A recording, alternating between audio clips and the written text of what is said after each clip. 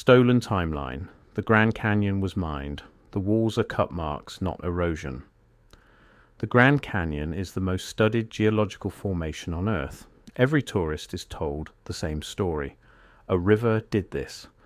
But engineers who study rock removal look at those walls and see something the textbooks have never adequately explained. Before we dive in, comment where in the world you are watching from and don't forget to click subscribe. The Colorado River runs through the bottom of the Grand Canyon.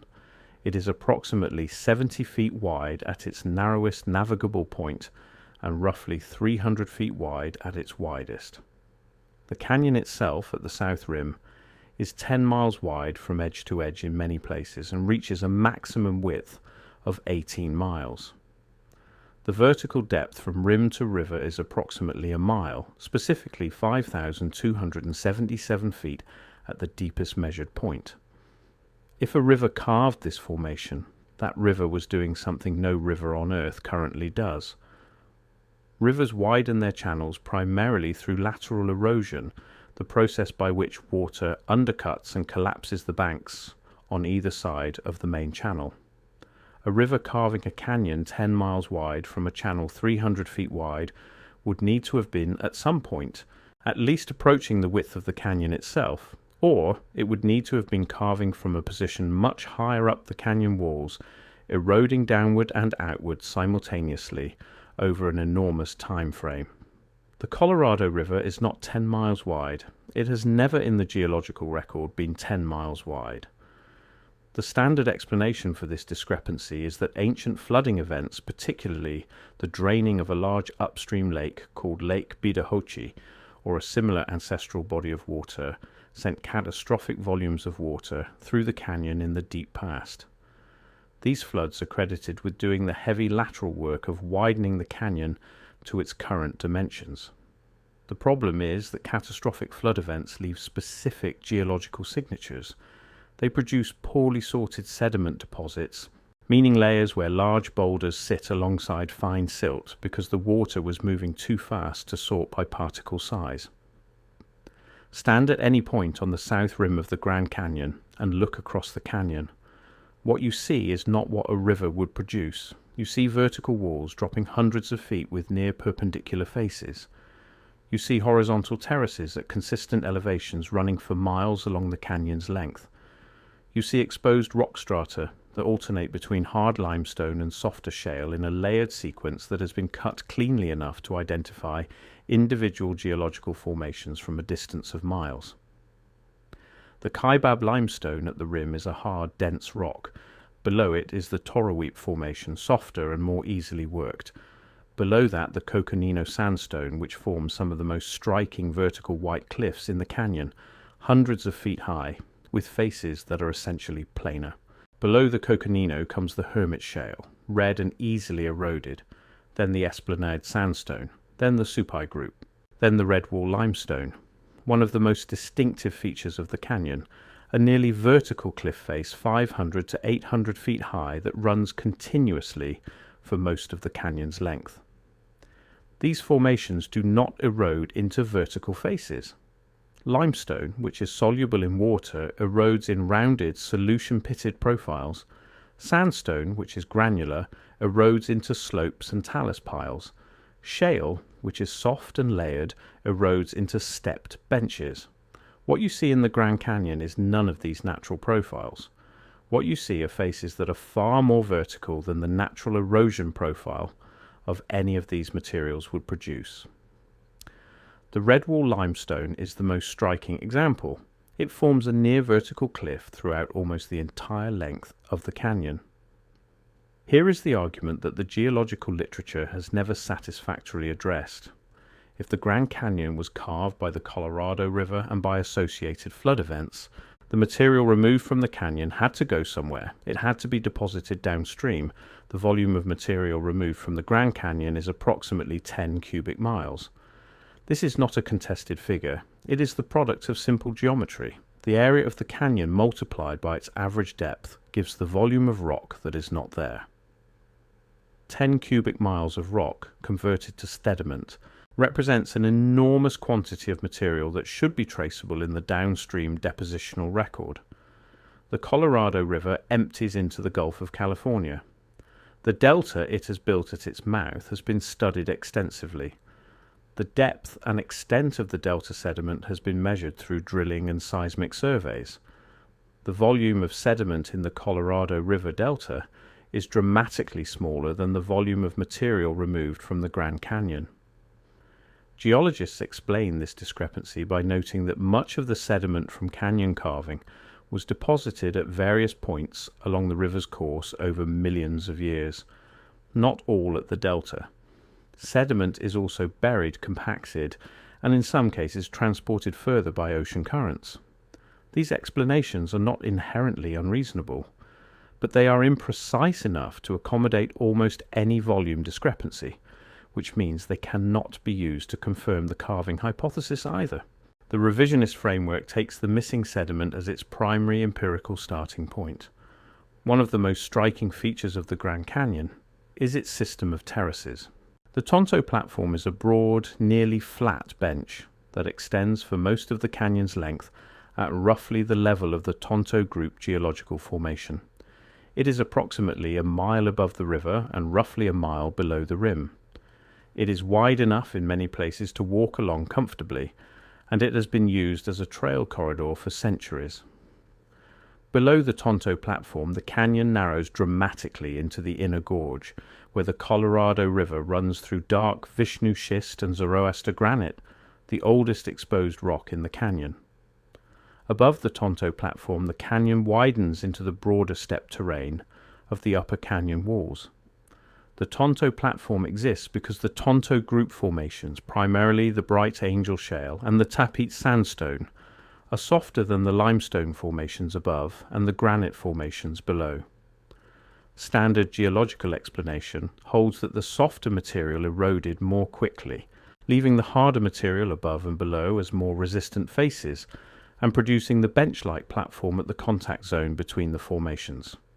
This explanation works at a general level, but the Tonto Platform is unusually level and unusually consistent in elevation for a naturally produced erosional feature. Natural erosional benches in desert canyons exist, but they typically show significant variation in elevation, width, and continuity along the canyon's length. The Tonto Platform maintains a remarkable consistency over more than 70 miles of canyon length. From an extraction operations perspective, the Tonto Platform is what you leave behind when you have completed a horizontal extraction pass through a relatively soft formation at a specific depth below the surface. The inner gorge of the Grand Canyon is geologically distinct from the upper canyon in ways that the standard narrative struggles to integrate coherently. The Vishnu schist and Zoroaster granite that form the inner gorge walls are among the oldest exposed surface rocks on Earth, approximately 1.7 billion years old. They are dramatically harder than the sedimentary rocks of the upper canyon. They are also darker, denser, and richer in mineral content. The Vishnu schist is a metamorphic rock that contains significant concentrations of minerals, including tourmaline, garnet, and various metal-bearing minerals that form when rock is subjected to intense heat and pressure over geological time. The Zoroaster granite that intrudes into the schist contains feldspar, quartz, and mica in proportions typical of granitic intrusions, along with mineral veining that in similar rock formations elsewhere has historically been associated with economically significant ore deposits. The inner gorge is narrow, steep-walled, and deep. From the Tonto Platform down to the river is roughly 1,200 feet of nearly vertical walls through this ancient hard rock. From an engineering perspective, the inner gorge is consistent with a final deep extraction cut through the hardest and most mineral-rich material in the canyon sequence, made after the overlying sedimentary material had already been removed in the upper phases of the operation. The hardness of the material in the inner gorge explains why it is narrower than the upper canyon. Extracting material from granite and metamorphic schist requires significantly more energy than extracting sedimentary rock. The Grand Canyon is the most famous canyon on Earth, but it is not alone in presenting the profile that the revisionist framework identifies as characteristic of large-scale extraction operations. The pattern appears globally. and the consistency of the pattern across geologically unrelated settings is one of the framework's strongest arguments. The Copper Canyon system in the Sierra Madre of northern Mexico is directly south of the Grand Canyon and shares many of its most striking features. Multiple near-vertical walled canyons, each with a small river at its bottom, each showing the same stepped terracing profile, each with the same disproportionality between the current river size and the canyon dimensions. The Copper Canyon is named for the copper ore that has been found in its walls. The copper mining operations of the region, conducted by colonial-era Spanish miners and then by modern industrial operations, found ore that had been exposed by the canyon walls rather than sought through exploratory drilling. In other words, the canyon walls had already done the work of exposing the mineral formations. The miners of the historical period were essentially following the cuts that had already been made and harvesting the residual ore at the exposed faces. This is a pattern that appears at canyon systems around the world. The canyon exposes valuable mineral formations at its walls. Historical and modern mining operations then work those exposed faces. The canyon itself is treated as a geological accident that happened to expose the ore. The revisionist interpretation reverses this causality. The canyon was not a geological accident that exposed the ore. The canyon was cut to access the ore. John Wesley Powell led the first documented American scientific expedition through the Grand Canyon in 1869. His accounts of the expedition were published in the Journal of the American Geographical Society and later in a government report. They are the founding documents of the modern scientific understanding of the Grand Canyon. Powell was a remarkable man, a veteran of the Civil War who had lost an arm at Shiloh, a self-taught geologist and natural historian, and a genuinely brave explorer who ran the Colorado River through completely uncharted territory. His observations were careful and his reporting was honest by the standards of his time. But Powell was operating within the intellectual framework of his era, specifically the uniformitarian geology that was the dominant paradigm of the mid-19th century. Uniformitarianism holds that the geological features of the Earth can be explained by the same processes that operate today, applied over sufficiently long periods of time. Within this framework, the Grand Canyon is explicable by the Colorado River operating over millions of years. Powell saw the canyon, saw the river, and fitted the observation to the available theory.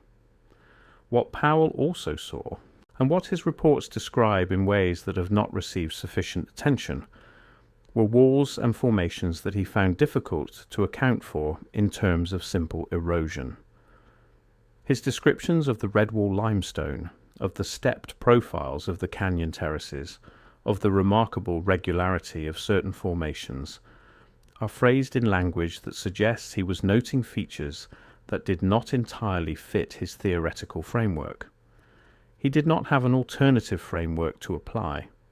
The extraction hypothesis was not available to him.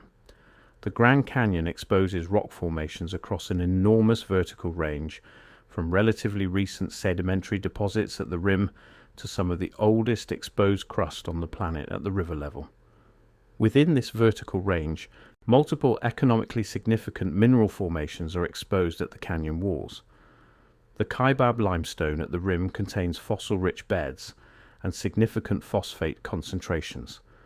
The Coconino sandstone contains silica of high purity and has been identified as a potential source of industrial silica. The Redwall limestone is a high-purity calcium carbonate formation of the kind used historically in construction and more recently in chemical processing. The Supai group contains iron-rich sedimentary layers. The Hermit Shale contains significant organic matter.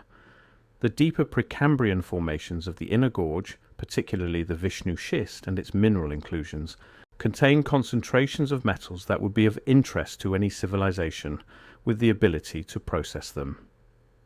Uranium deposits in the Grand Canyon region are documented and have been the subject of active mining operations in the modern era.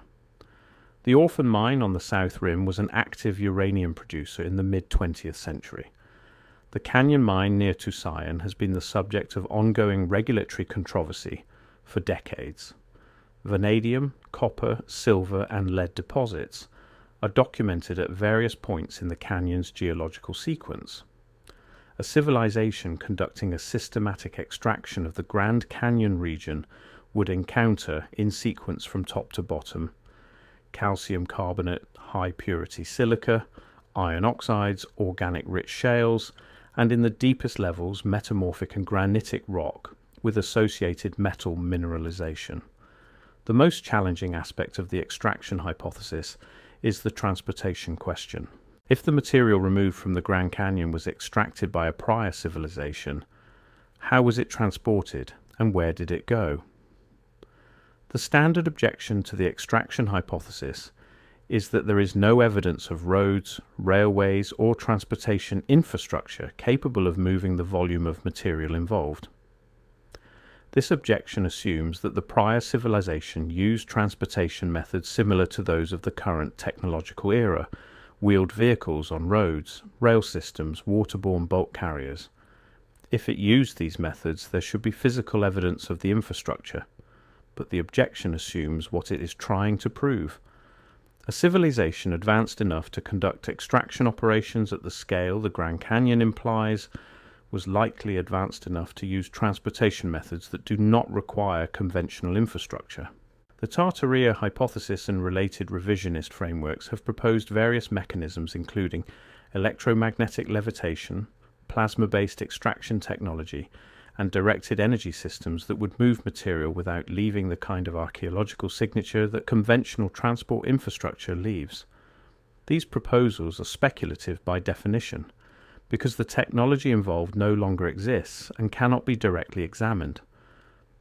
But the absence of evidence for transportation infrastructure is not evidence of absence of transportation. It is evidence that the transportation method used did not leave the specific signatures we are looking for.